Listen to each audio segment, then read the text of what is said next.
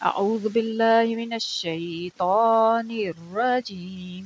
بسم الله الرحمن الرحيم. اللهم إني أسألك علما نافعا ورزقا طيبا وعملا متقبلا۔ بخشش کا دن، بہت بڑا دن جس میں بہت ساری بخشش ہوتی ہے، اس کے بارے میں آج دو احادیث ہیں جنہیں پڑھ کر آپ بہت خوش ہوں گے، تب خوش ہو جائیں گے آپ۔ رسول کریم صلی اللہ علیہ وسلم نے فرمایا، عید الفطر کے دن اللہ تعالیٰ اپنے بندوں کے متعلق اپنے فرشتوں سے پوچھتے ہیں کہ اے میرے فرشتوں، مزدور کا صلہ کیا ہے جو اپنی محنت کا پورا پورا حق ادا کر چکا ہو؟ فرشتے عرض کرتے ہیں، اے رب، اس کا صلہ تو یہی ہے کہ اس کی محنت کا پورا پورا معاوضہ دے دیا جائے۔ تب اللہ تعالیٰ فرماتا ہے، میں تمہیں گواہ بناتا ہوں، میں نے ان لوگوں کی بخشش اور رضا کو ان کا اجر بنایا ہے۔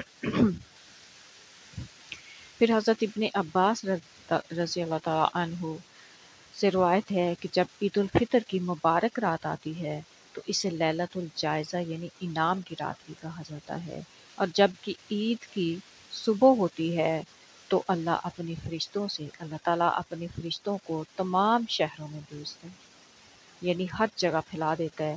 چنانچہ وہ فرشتے زمین پر تمام گلیوں اور راہوں پر کھڑے ہو جاتے ہیں، پوری زمین میں پھیل جاتے ہیں اور اس طرح آواز دیتے ہیں، اے امت محمدیہ، اس رب کی بارگاہ کی طرف چلو جو بہت زیادہ عطا کرنے والا اور بہت بڑے گناہ معاف فرمانے والا ہے۔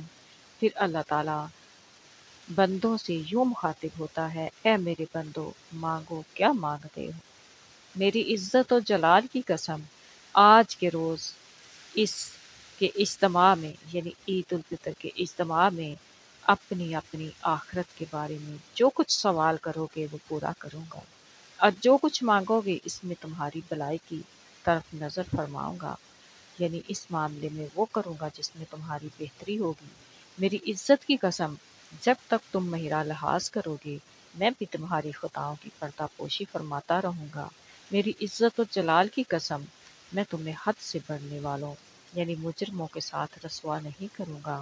بس اپنے گھروں کی طرف مغفرت یافتہ لوٹ جاؤ، تم نے مجھے راضی کر دیا اور میں بھی تم سے راضی ہو گیا۔ الترغیب الترہیب، کتاب الصوم فی صیام رمضان۔ اور خواتین کے لیے خاص طور پہ جو ہے کہ عام طور پہ یہ ہوتا ہے کہ مرد تو عید کی نماز پڑھنے چلے جاتے ہیں لیکن خواتین کم جاتی ہیں، تو خواتین کے لیے عرض ہے کہ یہ جو ثواب کا اللہ تعالیٰ نے فرمایا ہے یہ صرف مردوں کے لیے نہیں، خواتین کے لیے بھی ہے، بچوں بوڑھوں سب کے لیے ہے۔